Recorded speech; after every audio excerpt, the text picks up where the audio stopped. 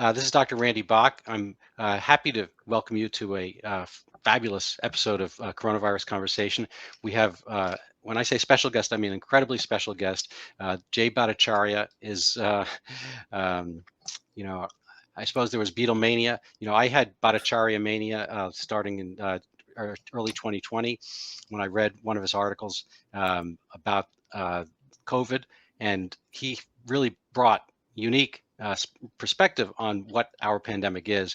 And, for being right over and over again, has he been rewarded? I hope so, but it may be in the next life, not necessarily this one. Um, he's been in the news recently, both directly and obliquely, because he and doctors Gupta and Kulldorff, who formed the Great Barrington Declaration, were apparently the the opposite of Beatlemania, the object of scorn and derision and takedown artistry by, unfortunately, two of our top administrative physicians, doctors Collins and Fauci from the NIH and the NIAID, respectively. And I think you would do well to go look at their little chit chat about how to take down the Great Barrington Declaration. Why did they, spend that much time and effort on this? I'm not sure I'm necessarily going to be able to answer that, but I just want to put that out as a preface, and I'm going to let Dr. Bhattacharya self-introduce because he can probably take over and sound much more coherent than I am. Thank you for having me on, Randy. It's a real pleasure to talk with you. So by introduction, I'm a professor in the medical school at Stanford University. I've been here for 21 years as a professor. I was a student here before. I have an MD and a PhD in economics, and I've been writing on infectious disease epidemiology for about as long as that, 20 years. Why don't we start with the Great Barrington Declaration, what it is and why it's controversial, and then we can maybe talk about the devastating takedown that Dr. Fauci tried to do of it. Mm-hmm. So the Great Barrington Declaration, it's a document that I signed with Sunetra Gupta of Oxford University. She's one of the world's top epidemiologists, and Martin Kulldorff at Harvard University, he's one of the world's top biostatisticians. I don't know why they invited me, but the third author. I'm like the Ringo Starr of the. No, I think you're pretty close to John and Paul. No, I don't think so. Yeah. Anyway, so I had very deep reservations about the lockdown-focused strategy that we had been following, and so in October 2020, the three of us got together in a town called Great Barrington, Massachusetts, and we signed.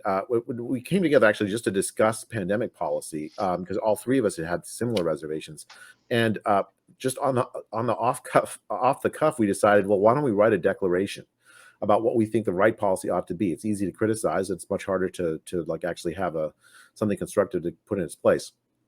And so the idea is very simple, and it's based on two scientific facts that nobody disputes.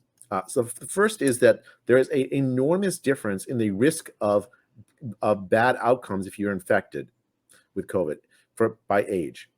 It's one of the most steep age grade, like risk factor gradings I've ever seen in my career. Mm-hmm. 1,000-fold difference, 10,000-fold difference in the risk of severe disease, meaning like death or hospitalization for the oldest relative to the youngest. And if you have this like incredible fact where like 80% of deaths are people over the age of 60 or 65 or something. 40% of deaths are in nursing homes, whereas children, the infection has been less harmful than the flu. There are more kids that die each year typically from the seasonal flu than died each year from COVID. It's not that it is not a risk to kids, but it's a small risk to kids relative to the many other risks in their lives. And so that's fact one. Fact two is that the lockdowns themselves are devastatingly harmful to the health of populations. Now that may surprise some guests that are hearing this, but it's true. So, for instance, in March of 2021, the UN estimated that the economic dislocation caused by lockdowns in poor countries had led to the deaths of over 230,000 children from starvation and from missed vaccinations. just basic MMR, DPT vaccinations. There skipped tuberculosis treatment, malaria eradication programs were stopped, and this is just in poor countries. 100 million people thrown into poverty as a consequence of the economic dislocation. Less than $2 a day of income. That's going to have health consequences, and we're seeing that play Absolutely. out. Absolutely. I'm just going to take a slight interruption. One of my specialities, as they say in England, had been narcotic de-addiction. So I, for about 8 years, I had a Suboxone-oriented gradual detox to sobriety, and that population. There's been all kinds of things thrown at narcotic addiction over the years, and frankly, most of them have had contrary effects. Methadone clinics brought about more narcotic addiction. Suboxone clinics, ditto. There've been huge increases. The only thing that kind of stopped it, stemmed the tide a little bit, was greater economic viability that coincided with the Trump years. We didn't hear anything about the opioid epidemic during the Donald Trump presidency. And mind you, if there had been an increase, you would have. And so I researched this. I've got a separate book coming out on the topic, and pretty much the opioid deaths went down under Trump because they're, let's just say, people had a mission, they had jobs, and a lot of the blue collar, the kind of OxyContin epidemic through the middle of the country, the scourge, was partially reversed because people were going back to work. And that is a big, it's a big direction, kind of a spiritual aspect, although, we may not see it in a welding job or something like that. But conversely, we have seen the opposite. There have been it's been a huge spike. I think it was 40% more opioid deaths, and I'm sure you're familiar with QALY, quality adjusted life years, and nobody likes to think of his own life in those terms. Simple numerical, but the people that we're losing, in the tens of thousands extra, and any numbers, large.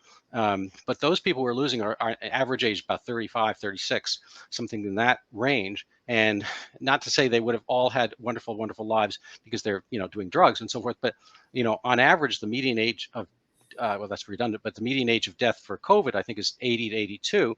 And God bless them all. I mean, my 90-year-old mother-in-law is in the basement, and we want to keep her around and so forth. But, that is a different status loss or productive life loss from somebody who theoretically could recover from narcotics instead of succumbing to them. So I apologize for the diversion. No, but actually, it's really important, actually, because this idea of deaths of despair, that was developed during the financial recession of the Great Recession of 2009. A lot of the uptick in fentanyl deaths and in opioid overdoses and things, there was a huge increase during the recession as a consequence of the economic dislocation and harm in developed countries like the United States.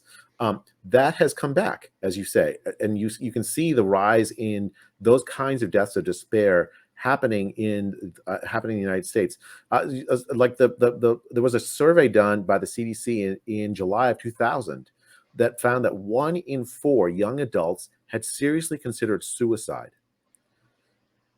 July of 2000, after just only a few months of lockdown, and I think the psychological harms have been understated of this, but they're just, it's almost the scope of it is difficult to imagine. And so psychiatrist friends of mine tell me that I guess they're going to be in business for a long time.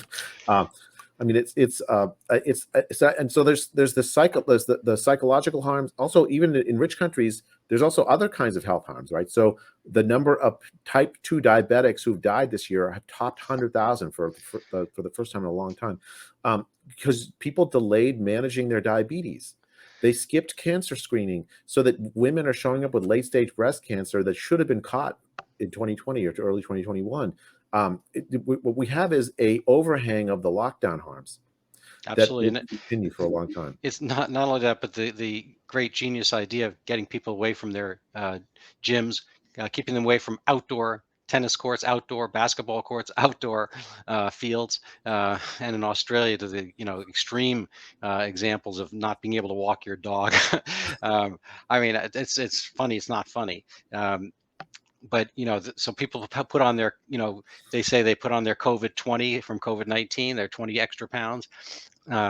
Humans, don't do well in isolation. I mean, the worst punishment, maybe aside from actual physical torture, but maybe even including isolate. What is it? What do they call it when you put in isolation in prison? Yeah, it's And lockdown. It's a yeah, lockdown. and you're just, there's kind of a psychological dissolution, kind of like the wicked witch of the was it the West? It's just kind of your soul and your body, your mind melt a little bit under that kind of isolation. We are social creatures, and we, a little bit like a diamond, we shine off of different facets and different light coming at us, and we find different parts of ourselves as a result. And the kind of the social anomie, the namelessness, that not only we had during lockdown, but just kind of in this continuation phase, at least in my little blue state of Massachusetts, where people are wearing masks in the face of what had they, had Men in Black kind of like minute amnesia. They just woke up today and didn't know anything about COVID and so forth. People get sniffles and chills and aches and so forth. They would call it winter. Um, and right now everyone's just kind of, nobody wants to look at each other. Conversation is kind of a samizdat kind of resistance moment. To have people talk to each other, you have to understand whether that person is trustworthy enough to take, literally, figuratively, take the mask I down. mean, this is, I don't know if you saw in New South Wales, I think it was the health minister of New South Wales. The advice that she gave at one point during the pandemic was, if you see a neighbor in a grocery store, don't talk to them. Just walk past them and look away. Yeah, well, the health minister is a funny thing. Somebody had a picture of the health ministers of Europe, I guess, side by side by side by side, and I guess uh, they didn't all necessarily look the healthiest themselves. I'll just leave it at that. Um, but you So look like you've weathered the storm pretty well. I weirdly lost 30 pounds, but mostly not for a way I would during the pandemic, but not a way I would recommend. A lot of it was like anxiety and stress from the early days of the pandemic. All right, so Anyways, let's get back to your thread here.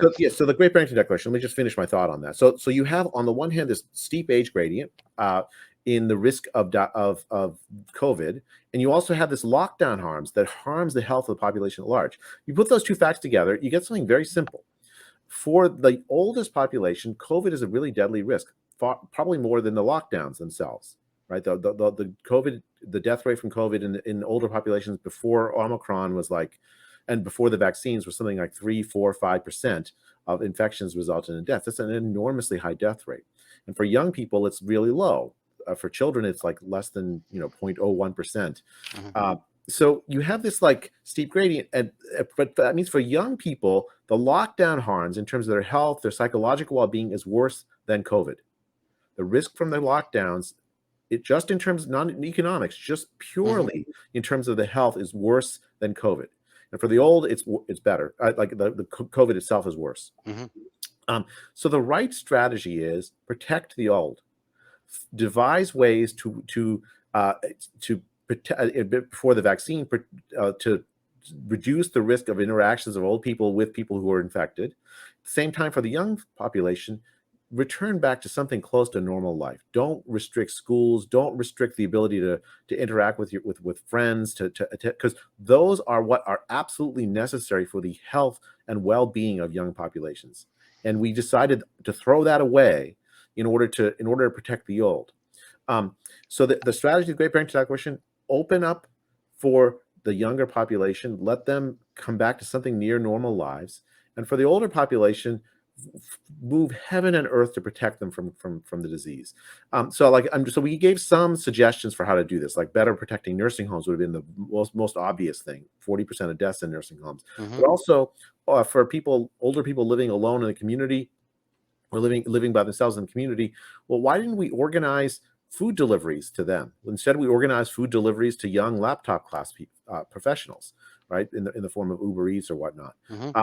If for older people living in multi-generational homes, offer them resources so that if a young person in the house comes in thinking that they've been exposed, you offer hotel rooms temporarily for the old person to live while that gets cleared. Hmm. I mean, I think we could have done a lot, and each community will have a different approach depending on the living circumstance of the old within the community, right? So it'll be very different in Billings, Montana than it would be in downtown Hmm. LA. That was what we hoped would happen, is that we would have a conversation about how best to protect the old and other people who were vulnerable to bad disease from COVID, and how best, and at the same time, let young people live a normal life. That's the Great Barrington Declaration. Excellent. And it's not just, I mean, I don't want to sound too pragmatic here, but it's not just live, kind of the life, the social life and so forth, but there is, an economic need to be economic. I forget exactly the Greek derivation of how the word gets put together, but we think of our ecosystem and our ecology. Our economics is how we produce.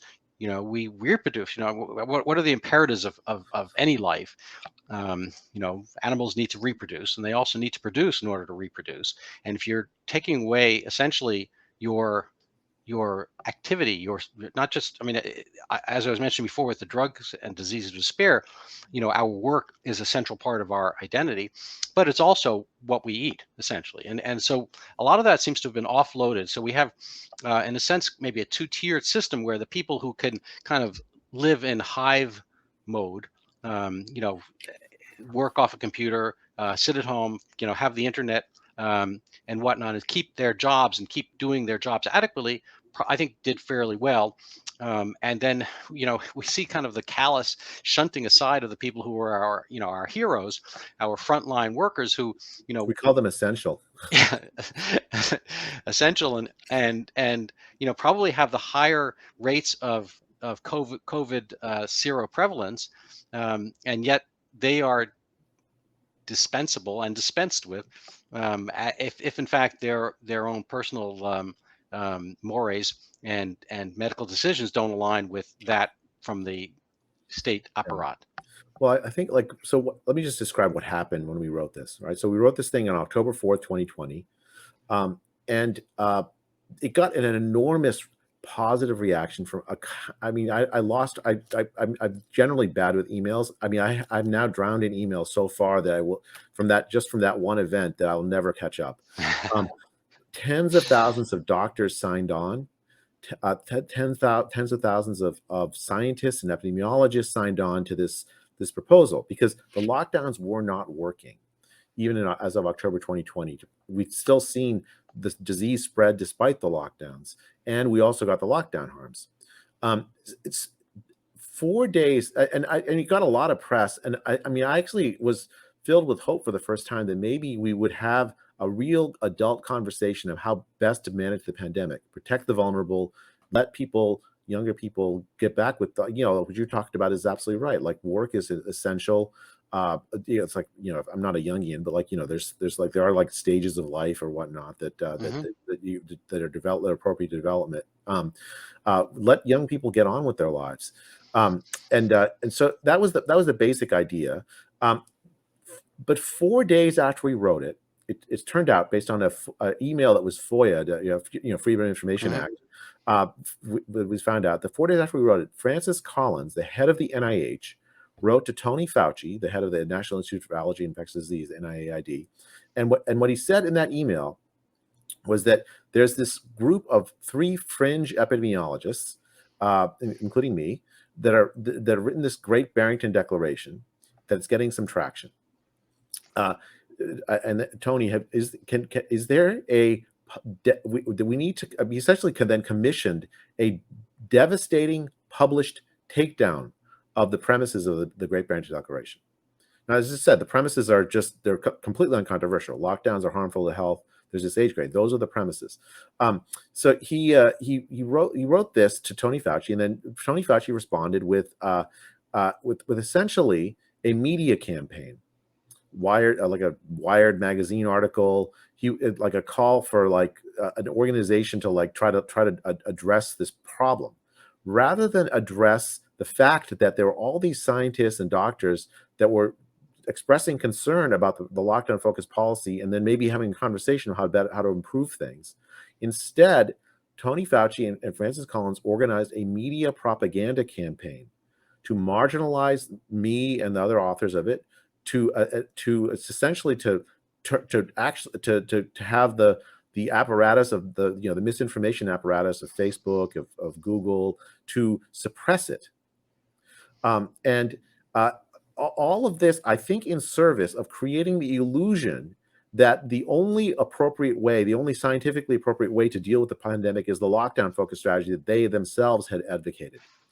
And they engaged other scientists on this task. So a week or two later, there was a published paper in the Lancet. Lancet is one of the top medical journals in the world, including co-authored by the current CDC director, Rochelle Walensky, that called the John Snow Memorandum. Ironic, because John Snow actually was a famous epidemiologist that proposed a focused approach to cholera, right? Just shut down a water pump as opposed to like shut the whole of London down. Anyway, so they wrote a piece denying that there is natural immunity, or that there's evidence in favor that if you've recovered from COVID, that you have some protection against against reinfections and from COVID, denying that fact, and then based on that premise of that denial of that fact, to say that only lockdowns would work. The only way to protect the vulnerable was to stop the disease from spreading in society at large. That's the premise on which the lockdowns are based. How do you protect the vulnerable? Stop the disease from spreading. How do you stop the disease from spreading? Separate people from each other. Create fear of one person of another, so that we all treat each other like bags of germs instead of fellow human beings, and create this sense of that any interaction with humans is an illicit one. I mean, that's the dogma of the ideology of the lockdown, and it's come in lots of forms. Most prominently in the early days of mandatory stay-at-home orders, but also later with these overly restrictive quarantine policies, travel restrictions, school closures. Even the masks are designed to keep people apart from one another.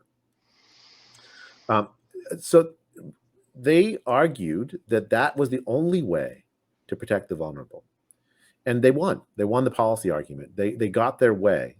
And you can see the consequences of it. We now have both the lockdown harms that we just discussed, and also now almost 900,000 Americans dead from COVID, millions and millions of others dead from COVID around the world. We have not stopped disease spread with these lockdown-focused policies, and we have also got all of the lockdown harms as a consequence of that illegitimate shutting down of scientific debate in October of 2020. Yeah, kind of my parents ruined the world, and all I got was this lousy T-shirt. I don't know if you remember that one, but it's like it seems they got the worst of both worlds. I think there's also been a fair amount of mischaracterization of who the super spreader is and what a super spreader event is, and who's super spreading. It seems that those things varied according to moment. I gather, they didn't want Sturgis to, the motorcycle rally to exist or be reconvened in 2020 and then again in 2021. Yet, BLM, Antifa riots, various politically oriented funerals were, kind of out en masse, and the public health establishment endorsed those. As a matter of fact, I don't know if you're familiar with that. I imagine you are. That they saw those moments as also part of the public health. Anti-racism or anti this or that, however it's phrased, were good moments to. Randy, the funny thing about that is I agree. Those are part of public health. If people have grievances with the government, it is our absolute God-given right to be able to protest. And those people who have grievances. And so I think, but I also agree with you that using it for political, sort of partisan political ends, using public health for partisan political ends is absolutely devastating to the credibility of public health. If the Sturgis rally needs to happen because people value it. Well, that's also public health. Yeah. In the same sense that the BLM gatherings were also public health, riots, whatever. I mean, like they're also public health. No, Like, I'm with you there. I think but it has to be good for the goose, good for the gander, yeah, and across the board. I mean, I think people have to have their lives, and they have we each have our own gradation of needs. I forget, it was Maslow or something like Maslow, that. yeah. And at different stages and times of your life, you have different needs. And getting back to my own personal situation, my mother-in-law is 90 years old. She's in the basement. We would let her out if she wanted to leave. She doesn't.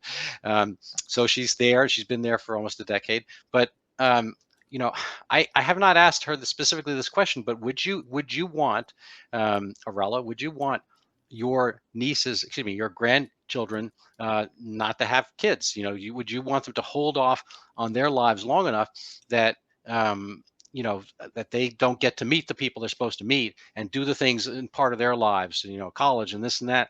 I mean, they have done stuff, but it certainly has been, clamped down and tamped down. We had some weddings on the schedule. A lot of them got postponed and this and that. A lot of the fabric of life, seems to have, dissolved away or be made to dissolve. And I'm not sure how much of it's per se coming back. I'm a member of a religious congregation, and attendance is down, and I'm the treasurer, and finances are down. Things seem a little morbid, torpid, cloudy, and I don't know where things are. But a lot of those things are the essence of what we do socially to kind of maintain, again, all the stuff we talked about that's not in isolation, the part of our social fabric we took for granted, not realizing that 2018 or 2019 was the height of civilization, and here we are. So that's not really a question. I apologize, but what do you think? They you said they took over the debate, and I'm not sure they were right, but how did they get to be right? Versus, I think like what I've seen during the pandemic is a systematic shutting down of scientific debate. Like almost from the very beginning of the pandemic, right? We've seen it on topic after topic, right? So, for instance, what are the origins of this virus? Well, there's a robust discussion going on in the scientific community. Many scientists believe that this is a lab, at the very least, a lab leak. That this virus was engineered as part of some sort of experiment to gain a function experiment. Probably to try to like develop vaccines against coronavirus. Who knows, right? But I don't know. I don't know the answer. What I do know is that many scientists, credible scientists with good scientific reasons, believe that might be true. And I've seen this from the very beginning of the epidemic. I've talked to molecular biologists who believe that.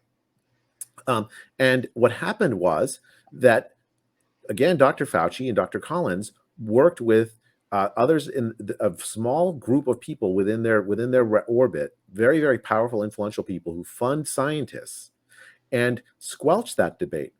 Said that anyone who believed that was a fringe thinker, and that in fact it was a conspiracy theory for almost a full year until it wasn't anymore. Until people realized, wow, there maybe is something to this. And they used their. We've seen this also with the possibility and evaluation of early treatments. Right, cheap early treatments in the early days, like hydroxychloroquine, which I actually don't think works, but also like ivermectin or fluvoxamine, which apparently might work. Right. And anyway, but people who believed that there could be early treatment were rendered as fringe figures, that you're just you're crazy if you think it's possible. You're just in favor of horse deworming, not actual medicines. We've seen this playbook over and over again by this same group of small group of scientists, powerful ones, who control the purse strings of grant funding for an enormous part of American biomedical science. And I mean, in effect, it's a deep conflict of interest to have in the same position somebody who is both a funder of science and also the primary architect of the health policy of the entire world.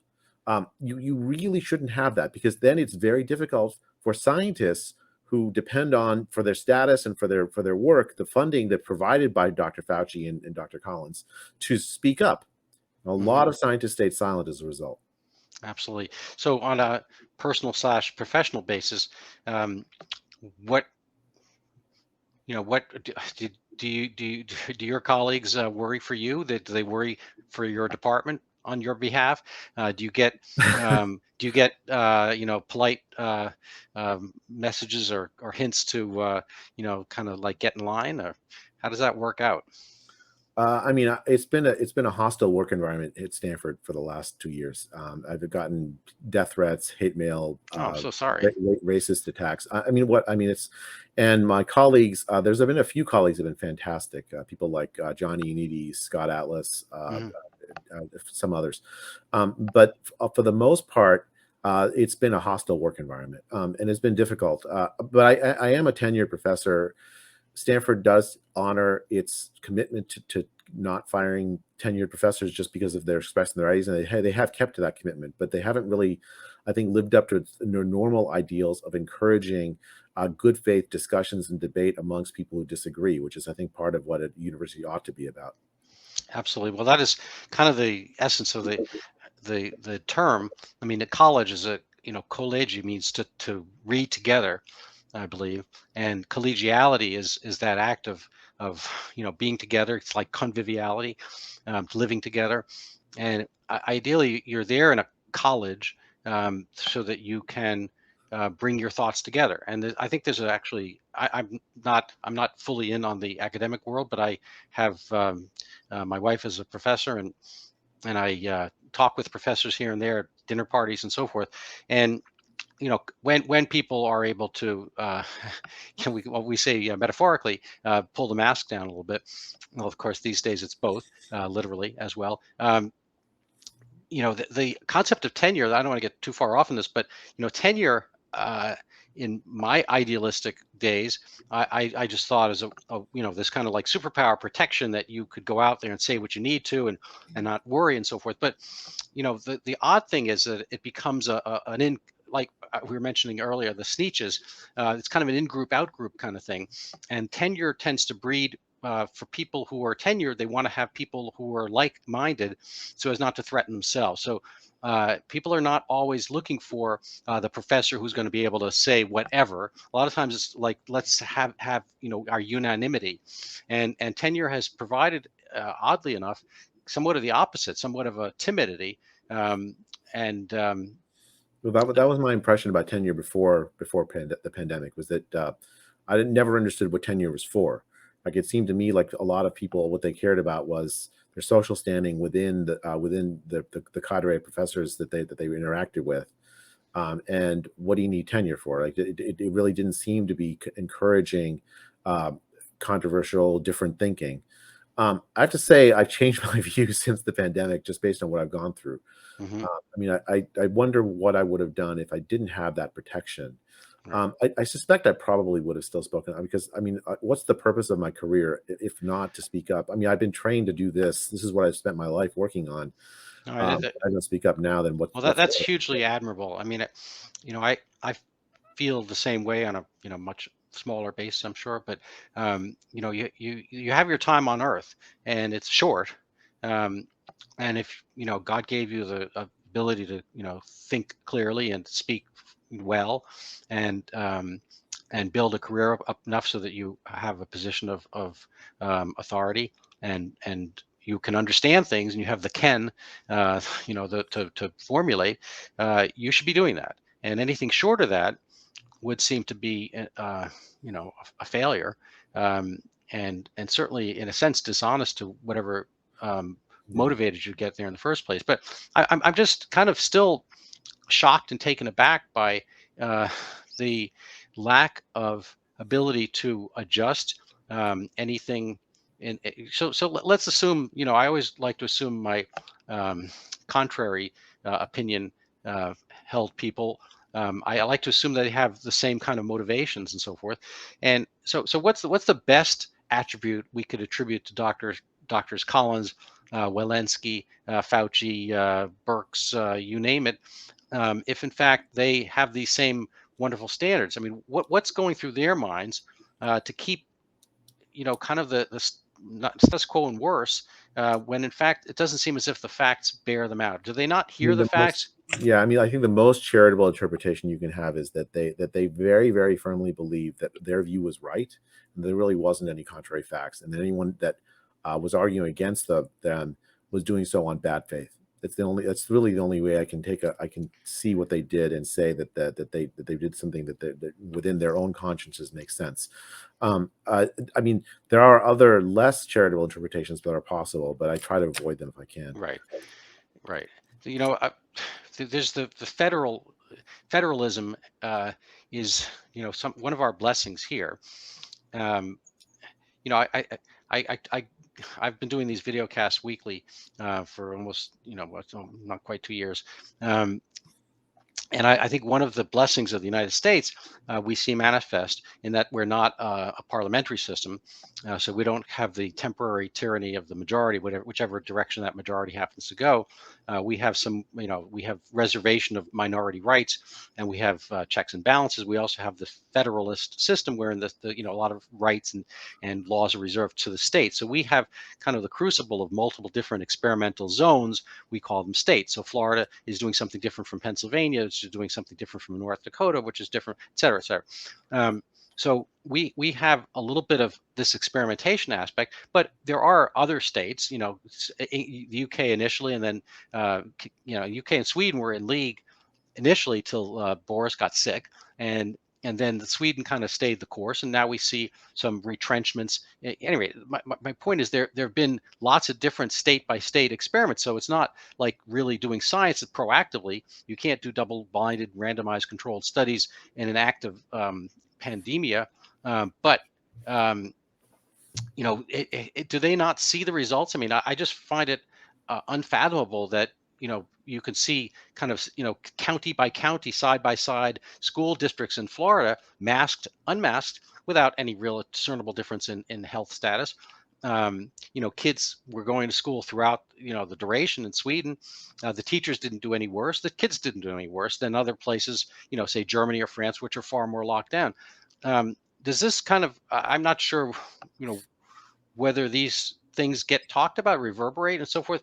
I'm just mystified. Maybe you can clarify whether these are Yeah. facts, whether that people know about this stuff or what. I mean, I think for a long time to bring up those facts and many what you just said are facts, right? So that there were places that didn't follow this lockdown policy that did no worse. That was an inconvenient fact not to bring up.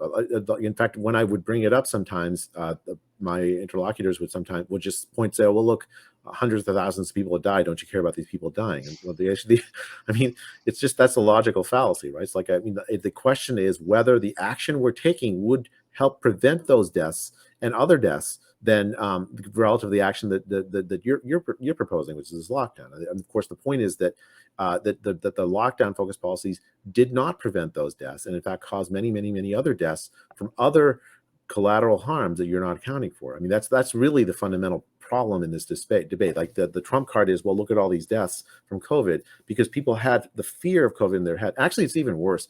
Governments around the world actively created panic and fear. The UK government explicitly admitted this. Like there's a scandal over this. They have a nudge unit, I think it's called. Yeah, it's called a nudge unit. It's a absolutely unethical use of I mean, there's no other word for it, propaganda, to try to create panic in the population above and beyond what is warranted. I mean, COVID's bad enough. If you're older, as we already said, it's a high risk disease. So what's the charitable explanation for that? I mean, again, I think it just comes back to they wanted people to take COVID seriously. And the way to do, and they would use any means that was in their disposal to help people take COVID seriously, so that lives would be saved. That's the charitable explanation.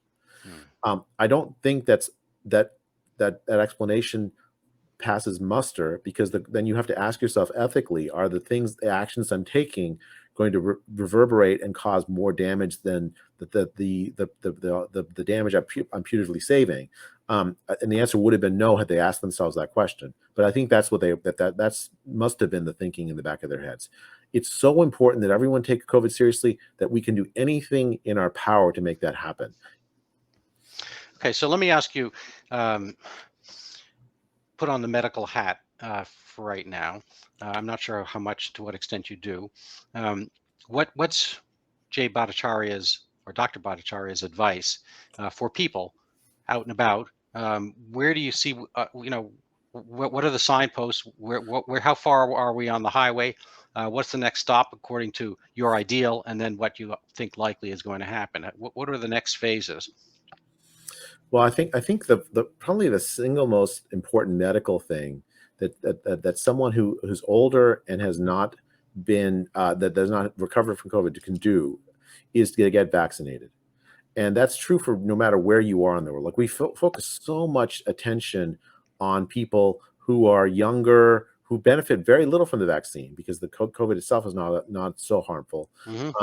and on forcing working class people, many of whom were working and are COVID recovered, and hence again don't benefit a huge amount from the vaccine, um, and ignored the absolute necessity of making sure that older people get vaccinated, not just in the United States and in developed countries, but in the developing world. By now, a full year into the vaccination, more and plus into the vaccination campaign, we should have vaccinated every older person on the face of the earth. We have not done anywhere near that. And the United States has taken its eye off the ball rather than focusing on that one thing that would have saved so many COVID people from COVID deaths. We've instead focused on devastating the working class with these mandates, vaccine mandates, and sort of marring the lives of our children with these useless debates about masks. Yeah. So I think that that would be my my diagnosis. My therapeutic recommendation: vaccinate the older population around the world. As far as like the lockdowns, I think this, and actually that's consistent with the focus protection idea. Right. Absolutely, it's the essence of it, essentially. Yeah. I mean, that's the protection part. Yes, And that's exactly. And I think with the vaccines, we no longer need to have debates about whether it's possible to protect the old. Now, the vaccines themselves I think they're fantastic things, but they're not miracles. They're just like any medication; they have side effects, and so you have to consider those side effects carefully and the uncertainty about those side effects. The vaccines have been in use for just a little over a year. There's still going to be things we learn about them when they're used in billions of people that we didn't know just by studying tens of thousands of people. right. And so there's some risks. We've learned already some risks. So, for instance, in young men, you get myocarditis, higher rates of myocarditis. So and you get clotting disorders. I just saw a study about menstrual irregularities caused by the vaccines. It's you can get these things that you'll learn about the vaccine over time. What's the right way to think about it from a medical point of view? Well, you want to recommend something if on net in expectation there's some benefit to the person, right? So for older people, the vaccine protects against severe disease. Right. It protects against the worst outcomes from COVID, hospitalizations and deaths. And it's a high risk of severe disease, as we talked about. So you get a big benefit from the vaccine. At the same time, you still get the uncertain side effects and so on. But on balance, it makes sense to recommend vaccination in that setting. So let me ask you, this is my little pet realization of the last few weeks. I came across an article that the FDA, the Food and Drug Administration, removed the EUA, the emergency use authorization. And they do this in phases for the monoclonal antibody sets that come out against the particular strains. So the Delta bunch, and they have all these, they all end in a mAb, their antibody formulations. So I forget what I think it was called benlivimab or something like that. That was withdrawn. I think entirely appropriately. It was kind of a political kerfuffle between the White House and Governor DeSantis. And I don't want to get into that part, but I don't necessarily disagree with this. I think it's a reasonable point because that set of monoclonal antibodies is really geared towards protecting against the Delta variant. Now, the Delta variant spike proteins are not the same as the beta and the alpha. So these things have different Greek letters, or they're different variant strains. They're different enough from some previous strain to get a separate classification. And they tend to follow their own pattern of immunity and so forth. If the FDA has that realization to announce that certain monoclonal antibody sets are outdated, given that we have Omicron around us, and given, this is the second part of my long question, given that basically a vaccine is producing monoclonal antibodies by proxy through our immune system. I mean, if we get the mRNA for a spike protein from COVID-19, the ancestral version, we are becoming a monoclonal antibody factory. And all well and good. If the ancestral strain is around, we're going to go get it. Ideally, the vaccines would have been, given a year or two before, but they weren't because it's the middle of the pandemic. But if the FDA has the realization that the monoclonal antibodies come in and out of phase and they are out of date, how is it that we are not getting kind of updated mRNA vaccines, which can be reformulated to, current strains? Why do we keep pushing the COVID-19 when it right now is 2022 and Omicron, is basically COVID-21? Don't we see kind of less efficacy of this vaccine for an older formulation of COVID-19 than for Omicron? And so here's really the question. Do you think there's any chance that we will get an updating of the vaccine and or a removal of the FDA's, realizing it is also out of date? And does this reflect in the fact that, a lot of places like in Germany, the, Omicron hospitalizations are more amongst the vaccinated than the so I'm going to finish my question with one anecdote. This is multiple apologies, but the guy I was talking with after tennis today, he said he had a breakthrough case. He had been thraxed. That was his word, thraxed. And he said, I had a break, and weirdly enough, I had a breakthrough case of COVID like a few, weeks ago. And like, how weird is that? I've been thraxed and so forth. I said, well, I think you're maybe looking at a category error here because you've been thraxed against COVID-19 and what you got was COVID-21. Anyway, so that's a horrible question. No, let me. Those are actually really interesting questions. So let me first address the monoclonal antibody situation. So first, there are still monoclonals that are effective against Omicron. Like there's one called Evucel, I think. They're actually evaluating it to be used as a prophylactic. So when times of high community spread, give it to older people or immunocompromised people so that they can be protected against Omicron. I actually think the FDA withdrew the authorizations, the emergency authorizations for the monoclonals too early. There was still in the community maybe somewhere between 0.1 and 1% of Delta cases, and you can tell pretty easily based on the PCR whether it's Delta or Omicron. There's just some technical aspects of the PCR allow to tell fairly quickly, and so. Even though the monoclonals wouldn't have been useful for everybody or most of the cases, there still were cases of Delta floating around for whom the use of those monoclonals would have been useful. And actually, frankly, I think this is one of the great scandals of the epidemic. Why did we not greatly expand these use of these monoclonals and other approved therapeutics? Or why didn't we do an Operation Warp Speed study of the other cheap drugs like fluvoxamine, so that we knew by the end of 2020 whether they worked.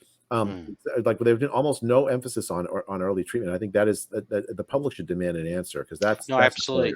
Yeah, because HIV, if people had been waiting for the vaccine, a delayed treatment for HIV, well, it would be 40 years later, and guess what? There's no HIV vaccine. Surprise! So to wait for the pie in the sky is good. I mean, this pie got delivered. I've been working on. I've got a book coming out next month or two called Overturning Zika, and I have an edition. I've got a Portuguese and a Spanish edition, so I'm actually publishing it probably first in Brazil because I think they care more about Zika than here. And we'll see where that goes. But, people were told not to have children by various health ministers in Colombia, certain states within Brazil, I think Jamaica, El Salvador, Puerto Rico, which is not its own country. But, here and there, people were, told the populace, do not have children. And, that is... one of the central aspects and joys, frankly, of life. Certainly, I wouldn't be here if my parents hadn't indulged in the topic, and probably most of the people I know ditto. But they just went out. They went out on a limb, and what they were saying, don't have kids until we have the vaccine. We're going to get the vaccine, boom, like that, and there you have it. Well, here it is, again, 2022, about 7 years after the fact, there's no Zika vaccine. So like seroprevalence of Zika antibodies in Brazil are like 70-80%. I mean, it's like, there's the magic word, herd immunity for Zika, I think, in Brazil. Yeah, or it's co-linear, cross-reactive with dengue, which is like its twin. But anyway, is there the ability to? I'm not necessarily sure this is your expertise per se, but is there going to be a reformulation of the vaccine rather than keep boosting with the old one? Let me get back to the second part of your question. So, the vaccine, you're right, induces the production of spike protein fragments that are specific to the Wuhan variant. Right? Mm-hmm. It's formulated like basically literally days after the announcement of the sequence, the genetic sequence of the virus, but I think it also induces some cellular immunity, T cells and B cells and whatnot, to the virus that does protect against Omicron. Mm-hmm. So it's not entirely ineffective.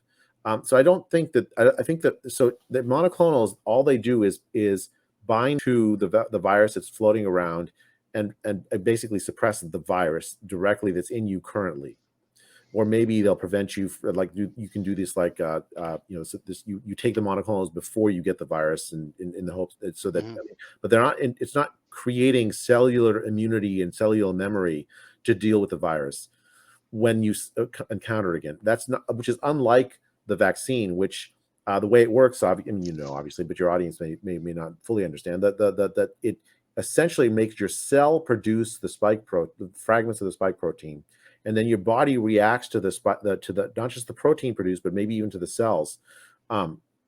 That remembers that the next time it sees the virus, when it sees the virus, that how to deal with it. Then there's some cross protectivity. So I don't think the vaccine desperately needs a reformulation the same way that the monoclonals did. But I do think the vaccine could use a reformulation. But there are some regulatory issues here. So like if they're going to do that, then they're going to need to run another large randomized trial.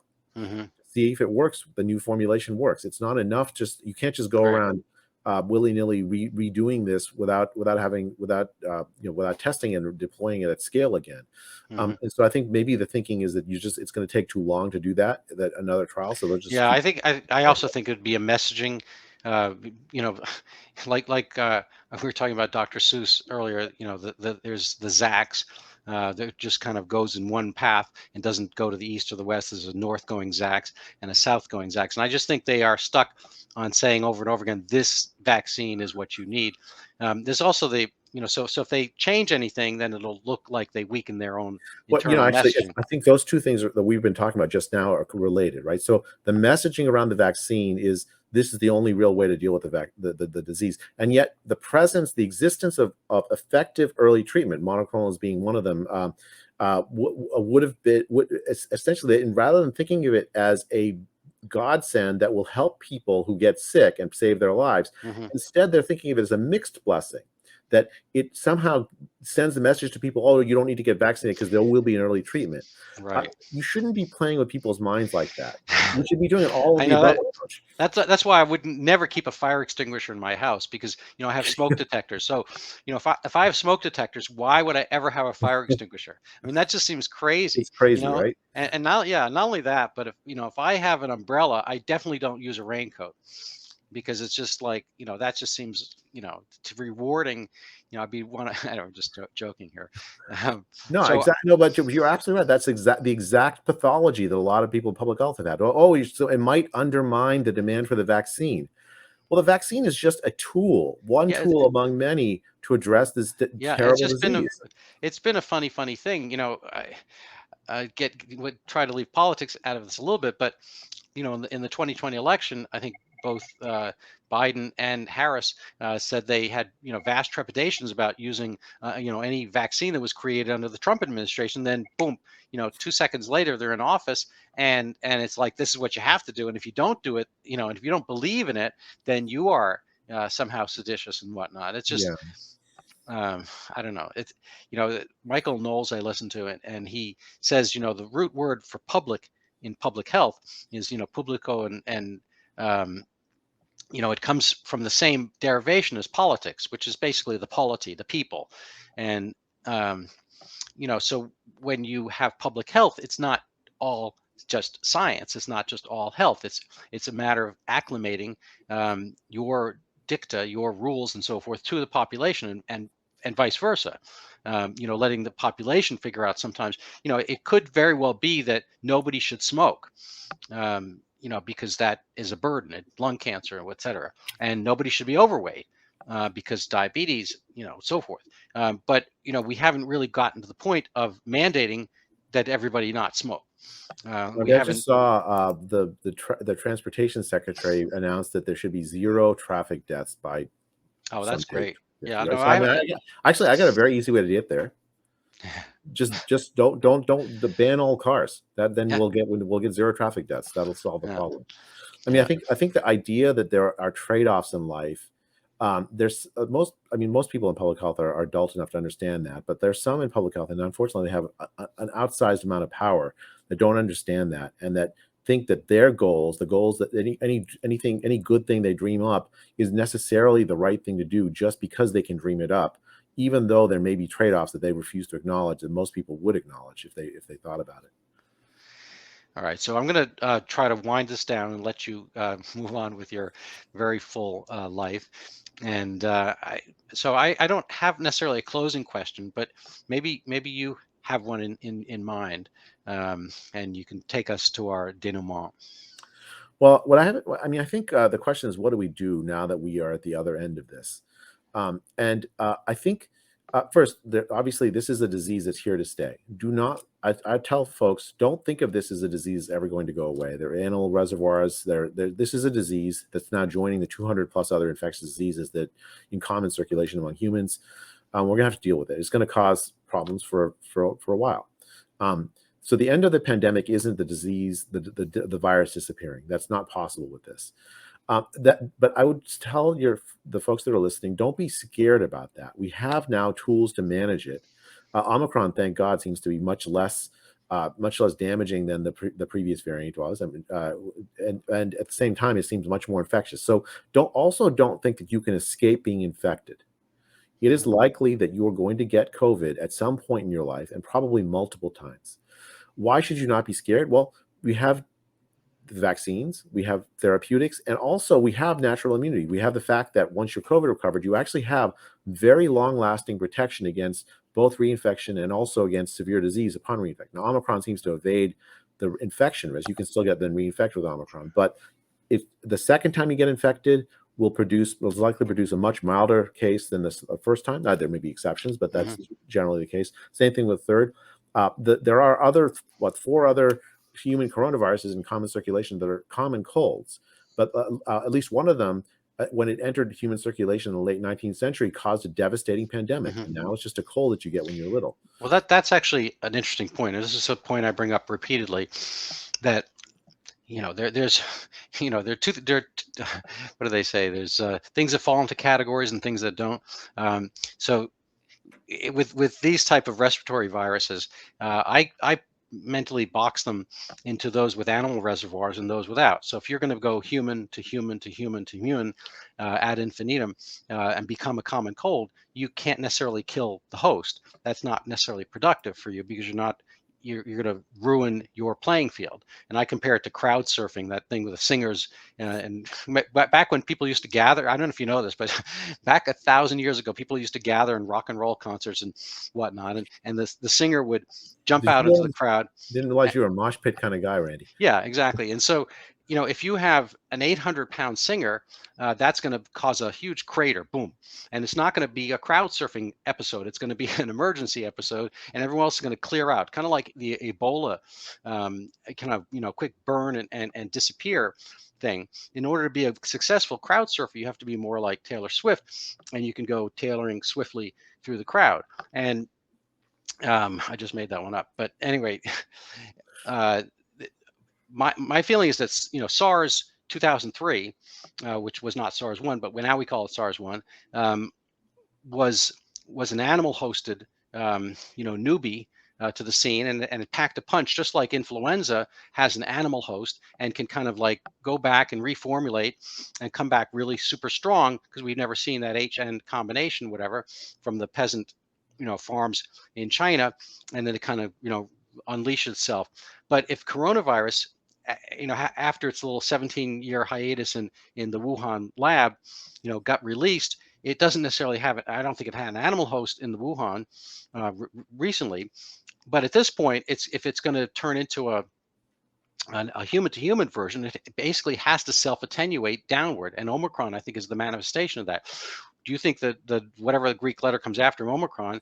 I know we skipped a few, like Nu and Chi, or Xi, but do you think, kind of as your prediction, that the next ones, plural, will be Omicron light and Omicron like? I mean, I think the key thing is not necessarily the native lethality of the virus itself, because if you had an immune naive population exposed to Omicron, I think you would have seen a lot more deaths. The fact that it's the combination of the virus with the population it finds itself in, right? I Sorry about that. no worries. Yeah. So we no longer have an immune naive population. So many people, such a large fraction of the population, have been exposed to the virus and have recovered from it. So such a large fraction of the population, especially in the developed world, have the vaccines on board. And so whatever we see, whether it's natively more or less lethal than Omicron, is going to meet a population that's better capable of meeting it than we previously have seen, and that'll be true from now into forever. So I'm not terribly worried about that. I mean, I do think that we have to keep up our vigilance, and like the scientists should keep up the vigilance. The public at large should go back to living normally. Exactly. We should develop new treatments, work on new formulations of vaccines and all that. But that should become a normal part of how we normally deal with any disease, not a state of emergency that we continue forever. Perfect. Well, with that, I think I'm going to let you go. I think this was, a really excellent formulation that you presented. I am hoping that this will be shared widely. Please, if you're listening and you enjoyed this, recommend it to your friends, share it. And is there a place where people can contact you? Or I'm sure you get too many contacts as it is. I went on Twitter for the first time in my life a few months ago. So I'm Dr. Jay Bhattacharya, Bhattacharya. So if you can just the letter J, Dr. Jay Bhattacharya at Twitter. Yep. So I'll have that here listed. There's my dog is re-entering. He couldn't bear to miss more than a few paragraphs of your knowledge. At any rate, I apologize. It's a real pleasure to talk with you. Thank you so much. I'm really in your debt, and if there's anything ever I can do for you, please let me know. This was fabulous. So I'm going to end the broadcast now. Good night, everybody. Thank you so much.